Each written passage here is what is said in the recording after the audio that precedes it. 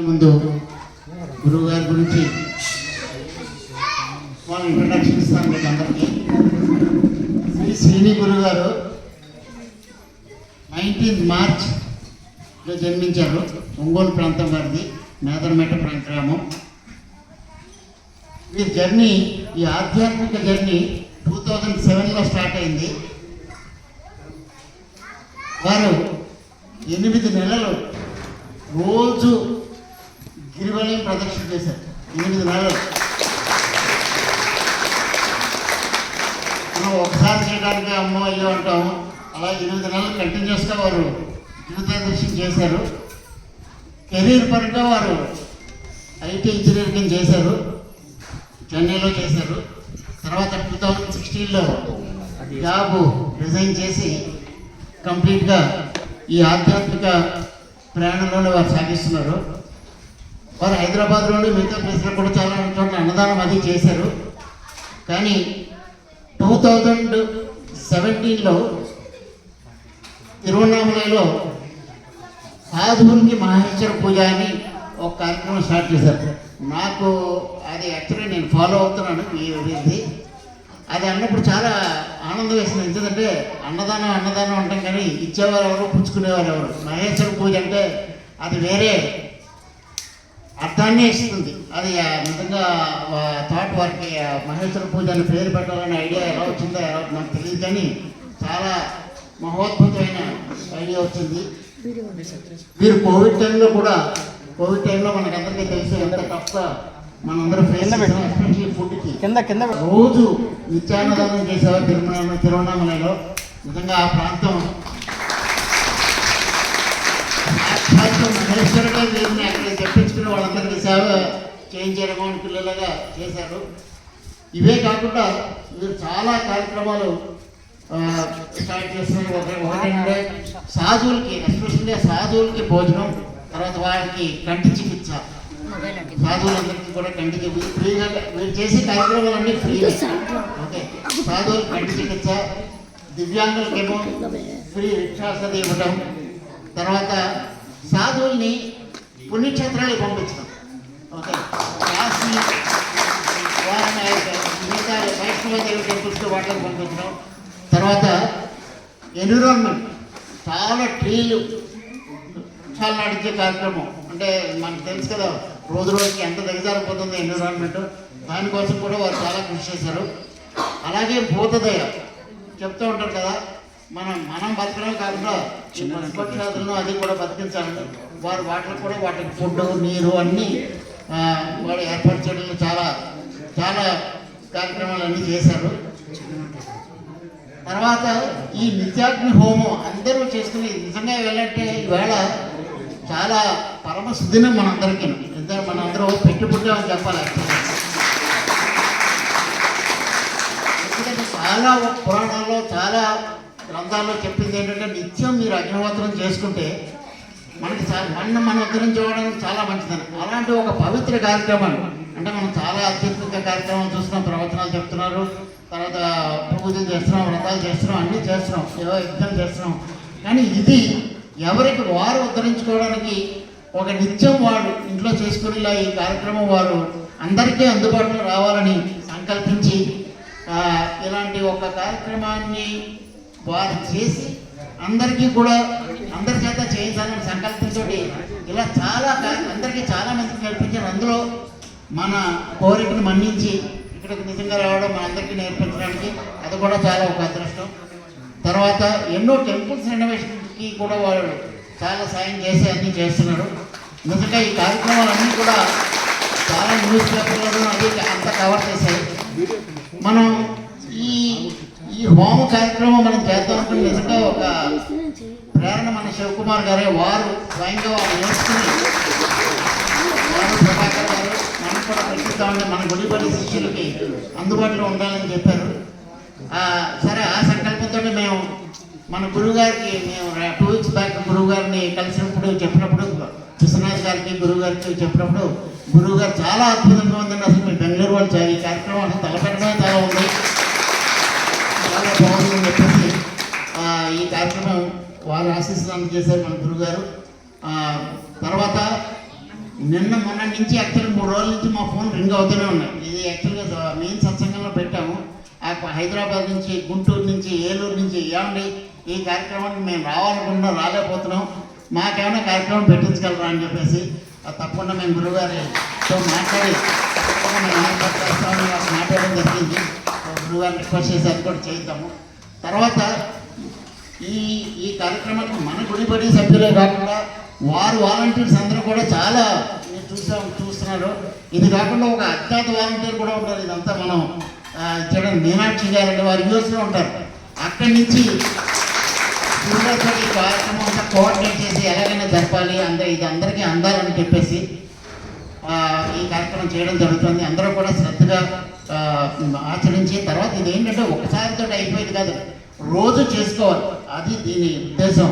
అంటే మీరు ఇంటికి వెళ్ళి కూడా రోజు ఈ కార్యక్రమాన్ని ఇంట్లో చేసుకుని అందరికీ మీ తెలిసిన వాళ్ళకు కూడా చేయించగలరని మేము ఆశిస్తున్నాం. తప్పకుండా అది కార్యక్రమం చేయండి. నిజంగా ఈరోజు మన గుడి సన్నిధికి కూడా చాలా పుణ్యం చేసుకుని ఎందుకంటే ఇలాంటి వాళ్ళు రావడం, మన ఈ కార్యక్రమాన్ని ఇక్కడ చేసుకోవడం నిజంగా మనకు చాలా అదృష్టం. సో దిస్ ఇంట్రాక్షన్ నేను గురువు గారికి ఇస్తాను. వారు కూడా ఈ కార్యక్రమం విశిష్టత గురించి అన్నీ చెప్తారు.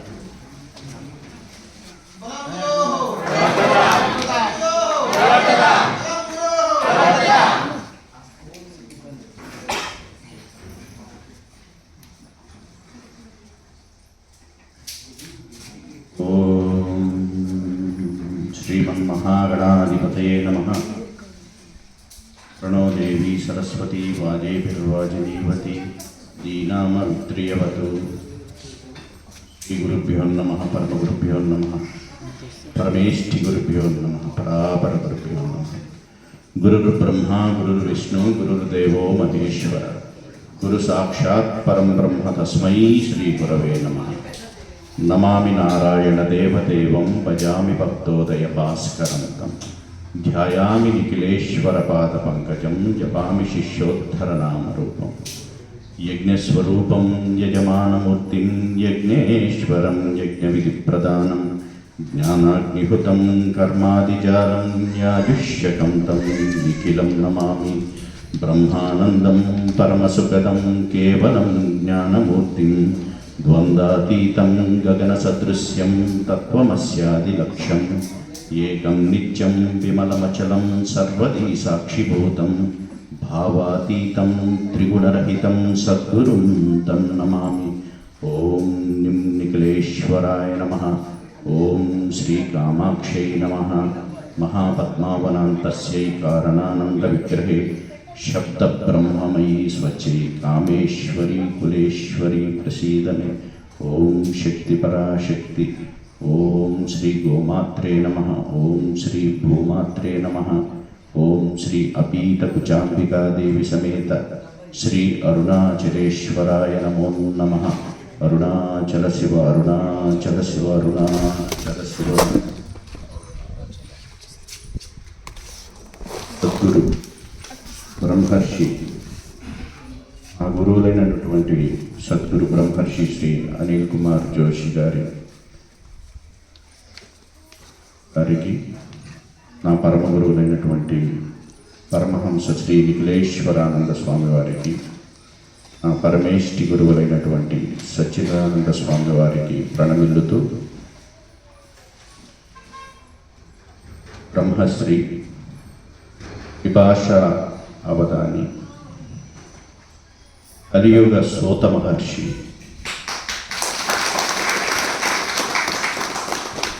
అష్టాదశ పురాణాలు, ఉపపురాణాలు, వేదవాంగ్మయాలలో దిట్ట, ప్రవచన నిధి, సనాతన ధర్మం కోసం గుడి పడి అనే కార్యక్రమంతో ఎన్నో దేవాలయాలను, ఎన్నో విద్యాలయాలను ఉద్ధరిస్తున్నటువంటి సామాజికవేత్త, ధర్మ సందేహాల ద్వారా మన సనాతన ధర్మంలో ఉన్నటువంటి సందేహ నివృత్తి చేస్తూ ఎంతోమంది ఆధ్యాత్మిక పురోభివృద్ధికి పాటుపడుతున్నటువంటి మహనీయులు బ్రహ్మశ్రీ పత్తి పద్మాకర్ గురువు గారికి పాదపద్మములకు నమస్కారాలు తెలియజేస్తూ నాకు ఈ అవకాశం ఇచ్చినందుకు ధన్యవాదాలు తెలుపుకుంటూ ఈ కార్యక్రమానికి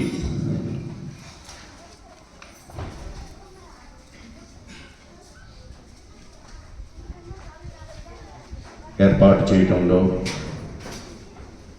3 నెలలుగా నన్ను ఫాలోఅప్ చేస్తూ కుంఠిత దీక్షతో పట్టువదలని విక్రమార్కుడిలాగా పనిచేసినటువంటి శివకుమార్ గారికి, వారి స్నేహిత బృందానికి నా ధన్యవాదాలు తెలుపుకుంటూ, వారు నన్ను అడిగినప్పుడు నేను మీరే అరుణాచలం రావచ్చు కదా, అందరూ రావచ్చు కదా, అక్కడే చేసుకుందాం అంటే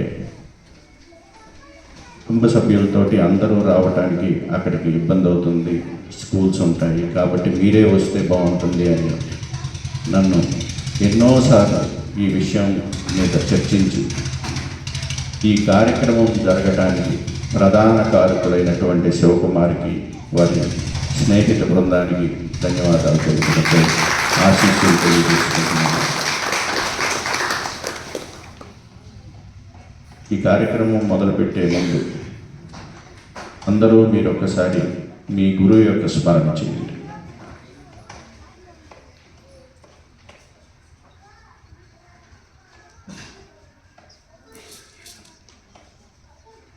గురుదేవుల యొక్క ఆజ్ఞ లేకుండా, ఆశీస్సులు లేకుండా మీరు ఇక్కడి వరకు రాలేరు. అదేవిధంగా వారి ఆశీస్సులు లేకుండా నేను ఇక్కడికి రాలేను. కాబట్టి దీనికి బ్యాక్గ్రౌండ్లో శక్తినిస్తున్నటువంటి వారు గురుదేవుడు. వారి కృప ద్వారానే మనం ఈరోజు ఒక యజ్ఞ విధానాన్ని నేర్చుకోబోతున్నాం.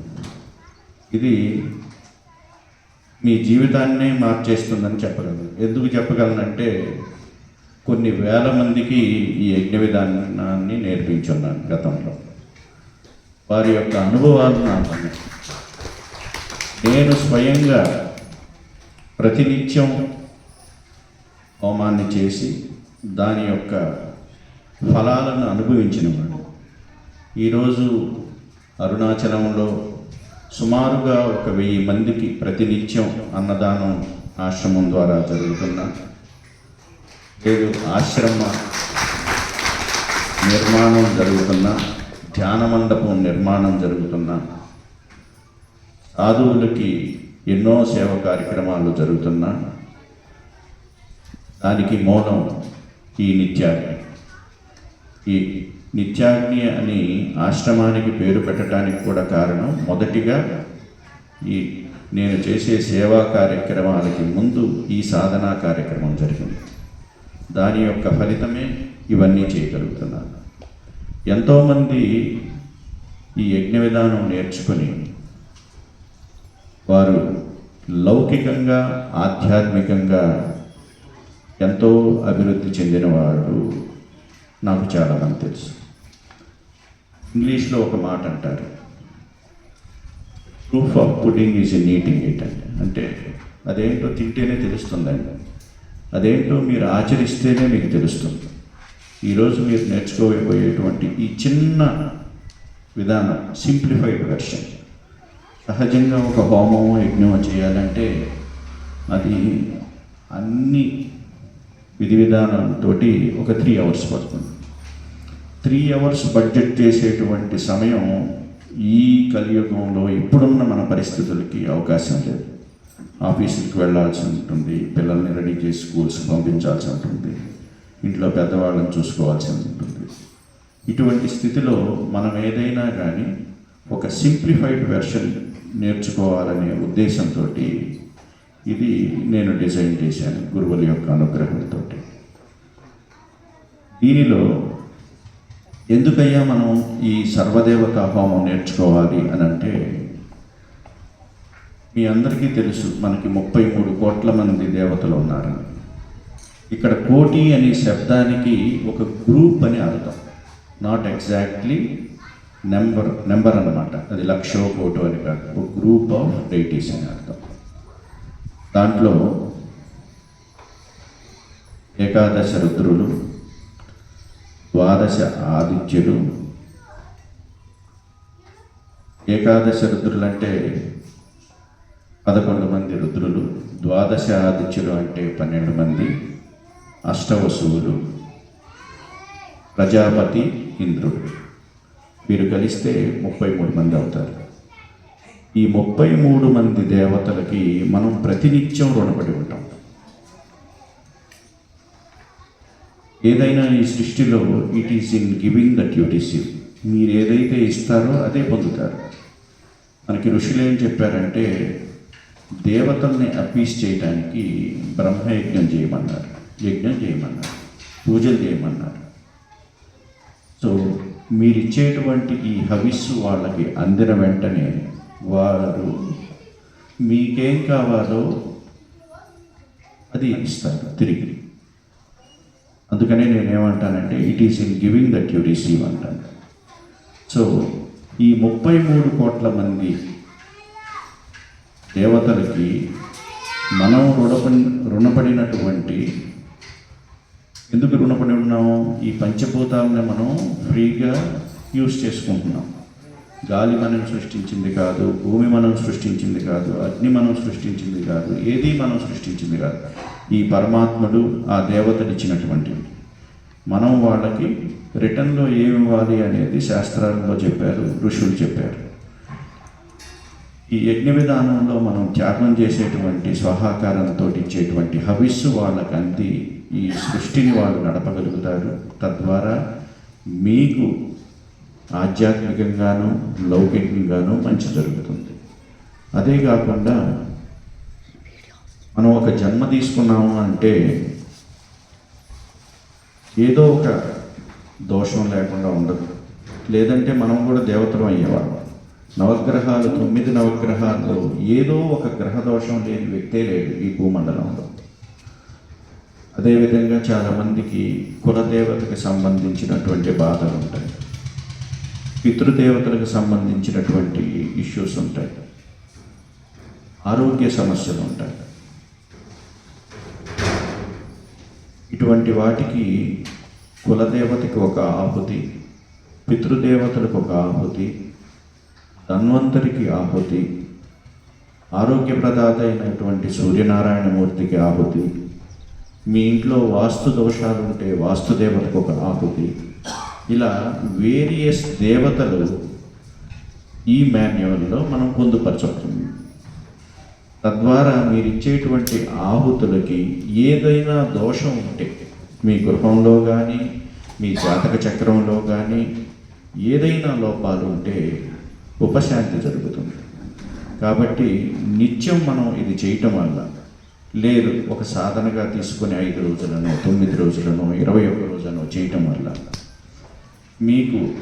మీరు ఎదుర్కొనేటువంటి సమస్యల నుంచి నివృత్తి కావటం, మీరు అనుకున్న పనులు జరగటం మీరే చూడగలుగుతారు ఇది నేర్చుకున్న తర్వాత. ఇప్పుడు మనం మీ చేతుల్లో ఒక 10 పేజీల మాన్యువల్ ఉంది. ఈ మాన్యువల్లో 24 సెక్షన్స్ ఉన్నాయి. ఈ 24 సెక్షన్స్ మనం 1 by 1 నేర్చుకున్నాం ఫస్ట్.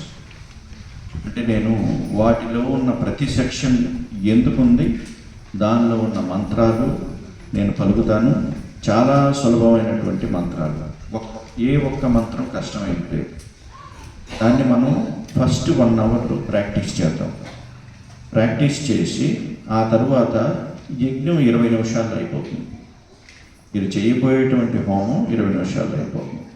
మొదటిగా మనం నేర్చుకొని మనం ఆ మంత్రాలన్నింటినీ పలికి ఏ క్రియ ఎందుకోసం చేస్తామో తెలుసుకొని ఆ తరువాత మనం ప్రాక్టికల్ సెషన్కి వద్దాం.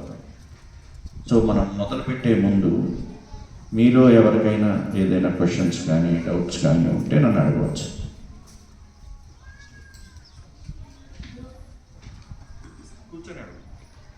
అంటే నేను పీజీలో ఉంటున్నానండి. ఇప్పుడు ఇంటికి ఎప్పుడైనా వెళ్తే చేయకుండా అలాగే ఎప్పుడైనా చేయొచ్చా లేకపోతే కంటిన్యూస్గా చేయాలా?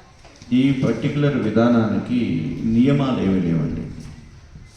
సహజంగా అగ్నిహోత్రం చేయాలంటే సూర్యోదయానికి సూర్యాస్తమయానికి చేయాలి. ఈ విధానానికి ఎటువంటి నియమాలు లేవు. మీరు ఈవెన్ బ్రేక్ఫాస్ట్ చేసిన తర్వాత కూడా చేయొచ్చు అన్నమాట. అంటే ఏదైనా 1 అవర్ గ్యాప్ ఇచ్చి మీరు బాగా ఆహారం తీసుకుంటే అరగటానికి మీ యొక్క జఠరాగ్ని ఉపయోగపడుతుంది కాబట్టి, అగ్ని తక్కువగా ఉంటుంది కాబట్టి ఫోకస్ చేయలేదు. కొంచెం గ్యాప్ ఇచ్చి మీరు ఎప్పుడు ఉదయం చేయొచ్చు, సాయంత్రం చేయొచ్చు.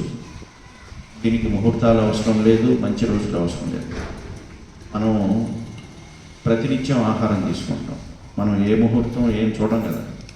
ఎలా అయితే ఆహారం తీసుకుంటామో ఇది దేవతలకు మనం చెప్పేటువంటి గ్రాటిట్యూడ్, మనం ఇచ్చేటువంటి గ్రాటిట్యూడ్గా భావించి వారికి హవిస్సు అనేది దేవతల యొక్క భోజనంగా పరిగణించవచ్చు.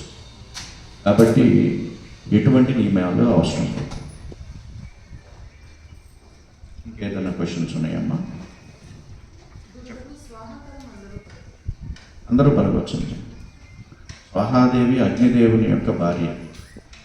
స్వాహ స్వద అనేది అగ్నిదేవుని యొక్క కన్సార్ట్స్, అంటే వారి యొక్క పత్నులు. ఎవరైనా పలకొచ్చు. వేదాల్లో పురాణాల్లో మనకి ఋషులు, స్త్రీమూర్తులైనటువంటి ఋషులు చాలామంది ఉన్నారు. ఒకప్పటి కాలంలో స్త్రీలు కూడా యజ్ఞోపవీతం ధరించేవాళ్ళు. ఆ రోజులన్నీ పోయినాయి. ఒక్క ఫిజికల్ బాడీలో మాత్రమే స్త్రీ పురుషుల భేదం ఉంది. మీ యొక్క సూక్ష్మ శరీరంలో ఏ విధమైనటువంటి చేంజ్ లేదు. కాబట్టి ఆడవాళ్ళకి మగవాళ్ళకి ఏమాత్రం ఒకళ్ళు ఎక్కువ ఒకళ్ళు తక్కువ అనే విభేదం ఏదీ లేదు. ఇద్దరు సమానం. అందుకే కదా అర్ధనారీశ్వర తత్వం ఉంది.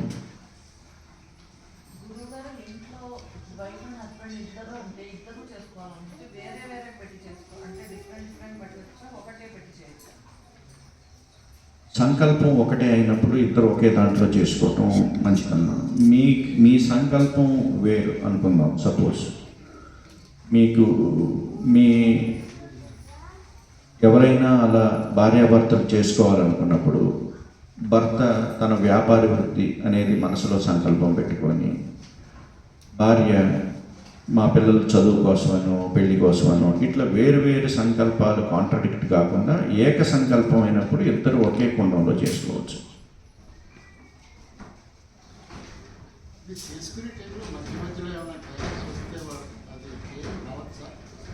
అంటే సహజంగా లేడీస్కి ఆ 5 రోజులు కాకుండా మిగతా రోజుల్లో చేసుకోవచ్చు.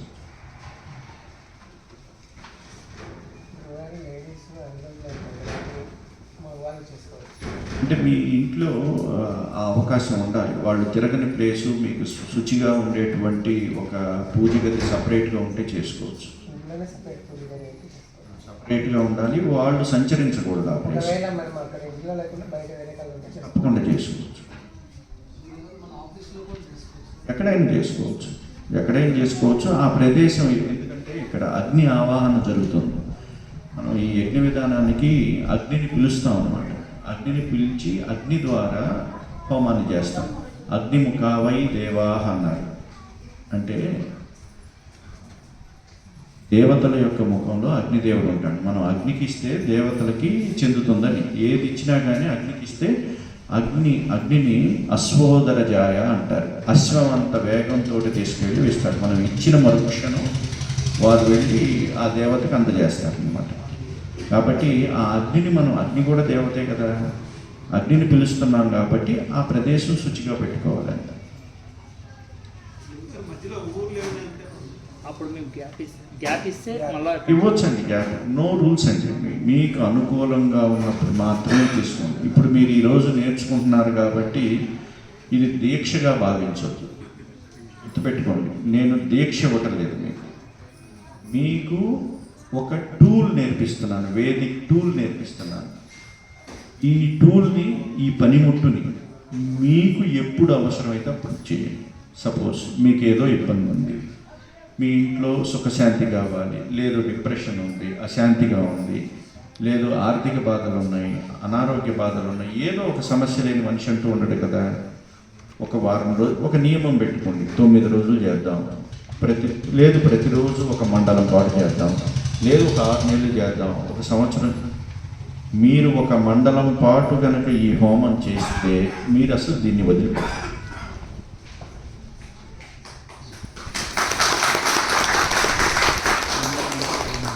ఈ హోమం వల్ల 3 రకాలైన ఉపయోగాలు ఉంటాయి.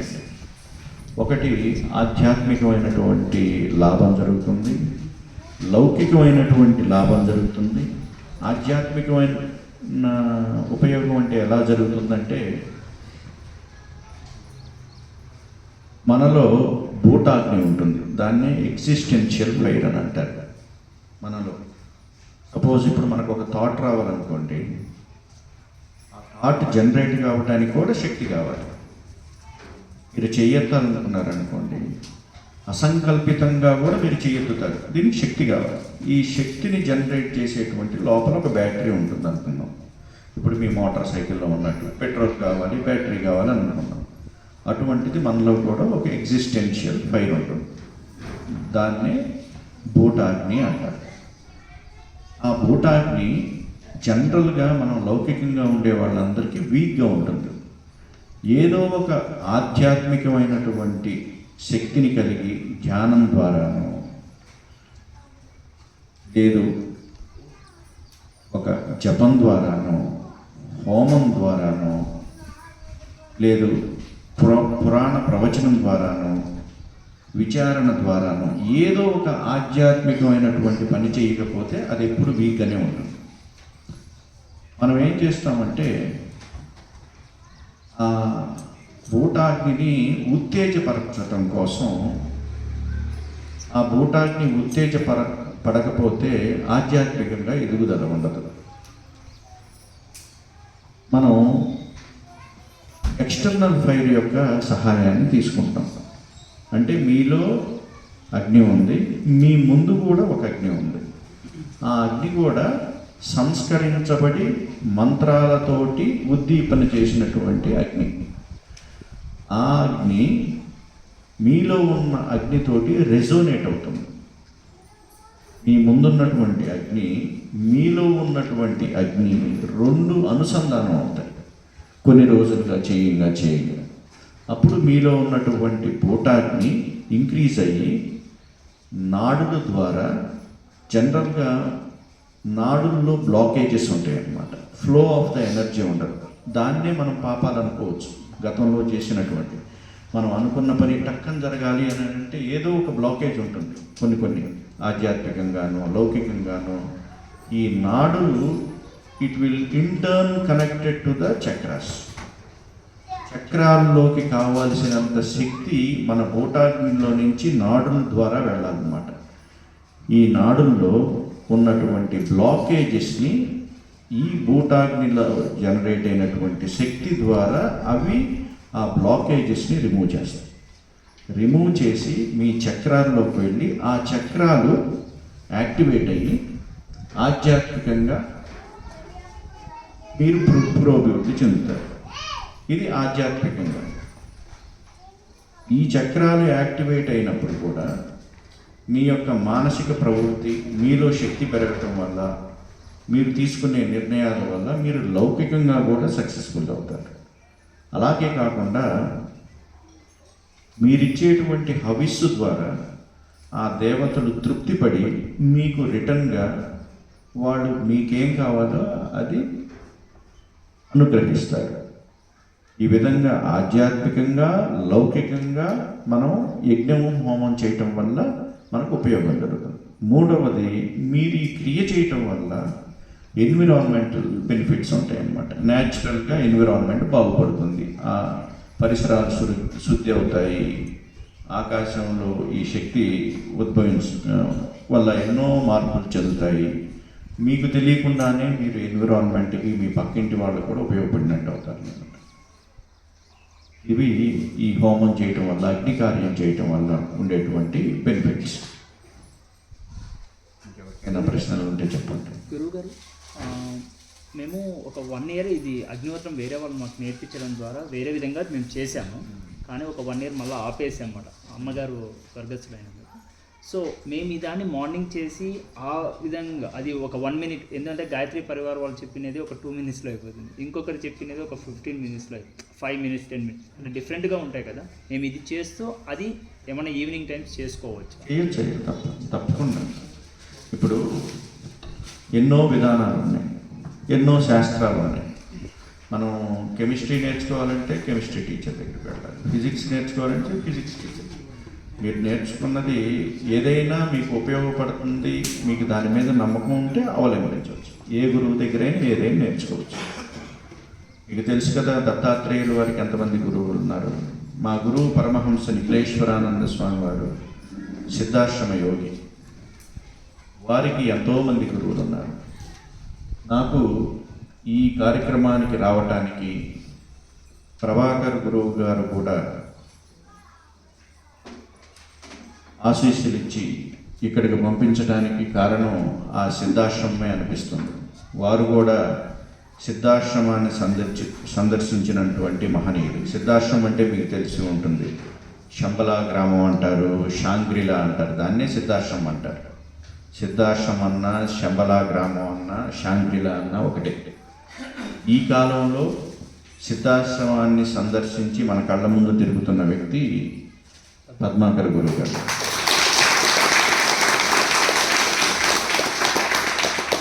మా పరమ గురువు గారైనటువంటి పరమహంస నిఖిలేశ్వరానంద స్వామి వారు కూడా సిద్ధాశ్రమ యోగి, వారు కూడా. కాబట్టి ఇది ఏదో దైవ సంకల్పం, గురు సంకల్పంతో ఇప్పుడు ఈ కార్యక్రమం జరుగుతుందని నేను చెప్పగలుగుతాను.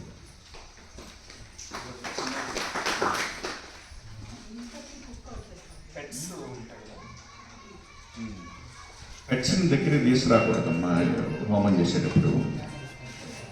అదే ఇంట్లోనే అంటే మీరు అప్పుడు ఆ టైంలో కట్టేసి పెట్టుకోండి. మీరు యజ్ఞం చేసేటప్పుడు దగ్గరికి రాకూడదు, యజ్ఞం చేసేటప్పుడు భోజనం చేసేటప్పుడు కూడా దగ్గరికి రాకూడదు. పెట్స్ అంటే లౌకికంగా ఆధ్యాత్మికంగా 2 విధాలుగా కూడా కరెక్ట్ కాదనమాట. ఎందుకంటే పెట్స్ నుంచి వాటి యొక్క రోమాలు విసర్జించబడతా ఉంటాయి, మనకు తెలియదు, మనం తినే ఆహారంలోకి వెళ్తాయి అన్నమాట. అవి గాలి నుంచి వస్తాయి, మన చుట్టే తెలియకుండా ఊడిపోతూ ఉంటుంది కదా. అలానే వాటి చిన్నగా ఉంటాయి అన్నమాట. కాబట్టి యజ్ఞంలో పడితే అది దోషం అవుతుంది. కాబట్టి మీరు చేయాలనుకున్నప్పుడు ఆ పెట్స్ని దూరంగా కట్టేసి మీరు చేసుకున్న తర్వాత మీరు ఓకే అండి. గురుగారు, యాక్చువల్గా ఇంకొక డౌట్, మంత్రోపదేశం తీసుకుంటారు కదా వాళ్ళు, ఆ మంత్రాన్ని చెప్తూ కూడా చేయొచ్చు అనేసి అంటారు. చేయొచ్చు. అంటే ఈ ప్రాసెస్లో ఎక్కడ చేయాల్సి వస్తుందని మీరు మళ్ళీ చెప్పండి. దీంట్లో ఈ మాన్యువల్లో ఉపాసన దేవతాభ్యో నమః స్వాహ అనే ఒక ప్లేస్ ఉంటుంది.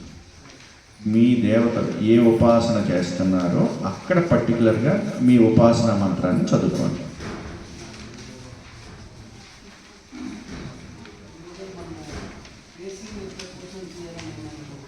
ఈస్ట్ ఫేసింగ్ కూర్చోవాలండి. అంటే ఈరోజు ఇప్పుడు ఇక్కడ కూర్చునేదానికి ఏం నియమం లేదు. మీరు ఇప్పుడు ఈరోజు ట్రైనింగ్ అనుకోండి, ఓకే, మీరు ఈస్ట్ ఫేసింగ్ కూర్చోండి. వీలు కాకపోతే నార్త్ ఫేసింగ్ కూర్చోండి. ఈస్ట్ నార్త్ని ప్రిఫర్ చేయండి. గురువుగారు, యాక్చువల్గా మనము అగ్నిహోత్రం చేసేటప్పుడు మార్నింగ్ ఏమో ఈస్ట్ ఫేసు, ఈవినింగ్ ఏమో వెస్ట్ అని అంటారు, అది కరెక్ట్? అది మీరు అలానే చేయండి. ఇది మాత్రం ఈస్ట్, అదర్వైజ్ నార్త్.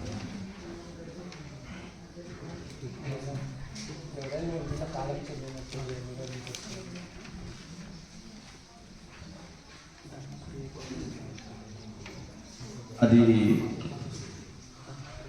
అంత్యేష్టి ఎవరు చేశారు అనే దాన్ని బట్టి ఉంటుంది. మీరు ఒకవేళ అంత్యేష్టి కర్మ కనుక, అంటే వారు అడిగిన క్వశ్చన్ ఏంటంటే, ఇంట్లో ఎవరైనా కాలం చేసి ఉంటే ఎన్ని రోజులు చేసుకోకూడదు అనేది ఒక సాంప్రదాయంగా చాలామంది 1 సంవత్సరం పాటు చేయట్లేదు. అది శాస్త్రంలో లేదు. ఎవరైతే అంత్యేష్టి కర్మ చేశారో వాళ్ళు కాకుండా, అంటే ఎవరైతే కార్యక్రమం వాళ్ళు, మిగతా వాళ్ళందరూ ఆ 11 రోజుల తర్వాత 13 రోజుల తర్వాత వాళ్ళ దాన్ని అనుసరించి మిగతా రోజుల్లో చేసుకోవచ్చు. శాస్త్రం ఏం చెప్పిందంటే ఈవెన్ ఆ 11 రోజుల్లో కూడా సంధ్యావందనం చేయమని చెప్పింది. కాబట్టి మీది మీరు చేసేది నిత్యకర్మ, నిత్యానుష్ఠానం కిందకు వస్తుందన్నమాట. మనకి శాస్త్రాల్లో పంచమహాయజ్ఞాలు చేయమని చెప్పారు. మీ అందరికీ తెలిసే ఉంటుంది పంచమహాయజ్ఞాలు. పంచమహాయజ్ఞాలలో ఎప్పుడూ విడవకూడదు అన్నమాట, ఎటువంటి స్థితిలో కూడా విడవకూడదు. కాబట్టి ఈ దేవతా యజ్ఞం, బ్రహ్మయజ్ఞం అనేటువంటిది ప్రతినిత్యం చేసుకోవచ్చు. గురుగారు, ఇప్పుడు ఎవరైనా పోయారు, మనం దాంట్లో పాల్గొన్నాము, చనిపోయారు, దాంట్లో పాల్గొన్నాం, దానికి ఏమైనా నియమాలు ఉన్నాయి? ఆ పాల్గొన్నప్పుడు కాకుండా ఆ కార్యక్రమం అయిపోతుంది కదా, ఫ్రెండ్లు కానీ ఇంకెవరైనా పాల్గొనొచ్చండి. ఆ రోజు పాల్గొనొచ్చు, ఆ తర్వాత రోజు చేసుకోండి. నెక్స్ట్ డే చేసుకోండి.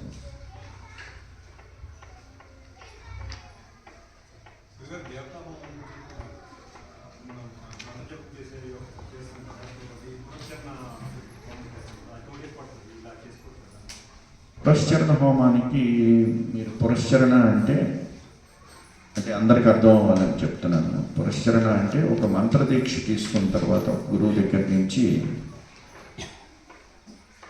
ఒక నియమిత జపాన్ని ఆచరించిన తర్వాత, వారు గురువు యొక్క నిర్దేశించినటువంటి జపాన్ని ఆచరించిన తర్వాత ఆ జప సంఖ్యలో తద్దశాంశం హోమం, ఆ హోమం సంఖ్యలోంచి తద్దశాంశం తర్పణం, ఆ సంఖ్యలో నుంచి తద్దశాంశం మార్జనం, అన్న సమారాధన చేయాలి. దశాంశాలు అంటే జప, హోమ, తర్పణ, మార్జన, అన్న సమారాధన చేయాలి. ఇలా ఈ యజ్ఞ ప్రక్రియతోటి మీరు పురస్చరణ హోమం చేయలేరు.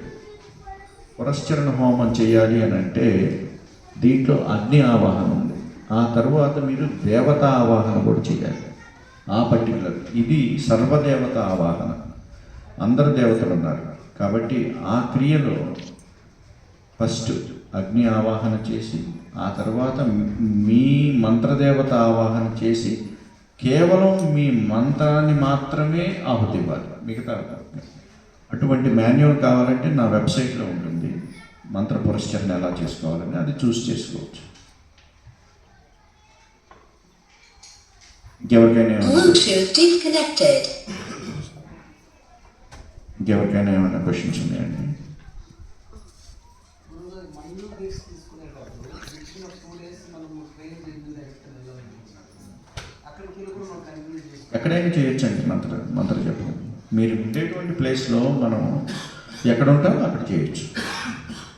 మీరు హోటల్ గదిలోనే ఉండాల్సి వచ్చింది అనుకోండి, ఆ హోటల్ గదిలో అయినా చేయాలి, ఒక చోట కూర్చొని శుద్ధి చేసుకోండి. మంత్ర జపం సహజంగా దీక్షగా చేస్తూ ఒక నియమిత సంఖ్య, నేను జపాన్ని ఆచరించాలి, 1,50,000 1,50,000 సంథింగ్ మీ గురువు ఏదైతే నిర్దేశిస్తారో ఆ టైంలో ప్రయాణం చేయకపోవటం ఉత్తమం, అది పూర్తయ్యేదాకా. ఎందుకంటే మీరు చేసేటువంటి జప ప్రదేశంలో ఆ శక్తి ఉద్భవిస్తుంది, మీరు పెట్టుకునేటువంటి యంత్రంలోకి ఆ శక్తి వస్తుంది, మీకు ఆ ప్లేస్ వదిలి వెళ్ళినప్పుడు ఎనర్జీస్ డీవియేట్ అవుతాయి అన్నమాట.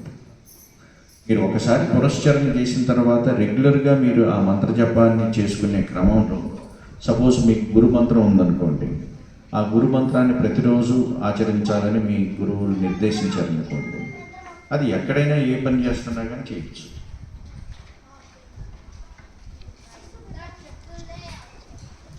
ఓకేనా? ఇంకేమైనా క్వశ్చన్స్ ఉంటే అడగండి. మీరందరూ బ్రేక్ఫాస్ట్ చేసి వచ్చారా? చేయలేదా? ఓకే, అయితే త్వరగా చేద్దామంటే అందరూ మాన్యువల్స్ ఓపెన్ చేయండి అమ్మా.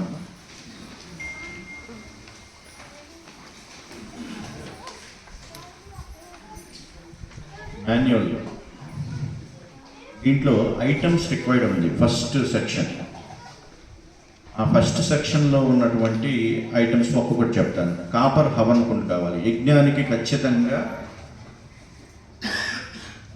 పూర్వంలో ఋషులు చేసేటువంటి కాలంలో అది మట్టిలోనే తవ్వి చేయాలి. అదే నియమం వాస్తవానికి. ఎందుకంటే భూతత్వం యాడ్ అవ్వాలి. భూతత్వం యాడ్ అయినప్పుడు ఏమవుతుందంటే జనరేట్ అయినటువంటి శక్తి ఎక్కువైనా తక్కువైనా కానీ బ్యాలెన్స్ అవుతుంది. అందుకని ఇలాంటి హోమగుండాలు చేసేటప్పుడు మనకి బియ్యపిండి వేస్తారు, మీకు గుర్తుందో లేదు. బియ్యపిండి కూడా భూతత్వాన్ని కలిగింది అన్నమాట. సో చాలామంది ఇనుముతో చేసినటువంటి హోమగుండాలు వాడతారు. ఇనుము వాడకూడదు, అగ్నికి ఇనుముకి సూట్ కాదనమాట. ఓకే, కాపర్ వాడండి. అపార్ట్మెంట్స్లో ఇలాంటి హోమగుండాలు అయితే సులువుగా ఉంటాయి కాబట్టి చేసుకోండి. మీకు ఇండివిజువల్ హౌస్ ఉండి అవకాశం ఉంటే 4 ఇటుక బిళ్ళలు పెట్టుకొని కూడా చేసేసుకోవచ్చు మీరు. సో కాపర్ హవన్ కుండ్స్ ప్రొక్యూర్ చేసుకోండి. తర్వాత శృక్కు స్రవం. స్రవం అంటే ఇక్కడ మేము శృక్కు ఇవ్వలేదు మీకు. స్రవం అంటే ఆజ్యం, అంటే నెయ్యి. ఆజ్యాన్ని ఇలా ఆహుతిచ్చేదాన్ని, స్పూన్లాగా ఉండేదాన్ని, ఈ స్పూన్ని స్రవం అంటారు. శృక్కు అంటే ఏంటంటే మీరు వసోద్ధార, ఒక ఇంత పెద్ద మూతి ఉంటుంది, నేతిని ఇలా పోస్తూ ఉంటారు కదా యజ్ఞంలో, దాన్ని శృక్కు అంటారు. యాక్చువల్గా పెద్ద హోమాలు చేసేటప్పుడు షట్పాత్ర ప్రయోగం, చతుష్పాత్ర ప్రయోగం అని ఉంటుంది. షట్పాత్రలు అంటే 6 పాత్రలు అవసరం ఒక హోమం చేయడానికి. అంటే పెద్ద హోమం చేయడానికి మనకి ఇది కాదు. దానికి ఏమేమి అవసరం అంటే శృక్కు, స్రవం, యుద్మము అంటారు. యుద్మము అంటే 21 సమిధలు. మీ దగ్గర ఉన్నటువంటి 21 సమిధల్ని 20 దర్భలతోటి కట్టి పెడతారనమాట. అది కూడా ఒక పాత్రే. ప్రోక్షణి పాత్ర అని ఒకటి ఉంటుంది, పూర్ణ పాత్ర అని ఉంటుంది, ఆజ్య పాత్ర అని ఉంటుంది. ఇవి 6 కలిపితే షట్పాత్రలు. ఈ షట్పాత్రలని దర్భల మీద తిరగబెట్టేసి వాటిని శుద్ధి చేసి ఆ తర్వాత పాత్రలు వాడతారు. ఇదేంటంటే ఒక సంకల్పం ప్రకారం నాకు ఇది కావాలని మీ ఇంట్లోకి ఎవరైనా పూజారి వచ్చినప్పుడు వాళ్ళు చేసే విధానం మీకు తెలుసుకోవటం కూడా చేస్తున్నాను. మీరు ఇప్పుడు కొనుక్కొని మీరే వాడుకుంటారు కాబట్టి ఇవి దర్భలతోటి టచ్ చేశారనుకోండి, రేఖాక్రియలు పెట్టారనుకోండి,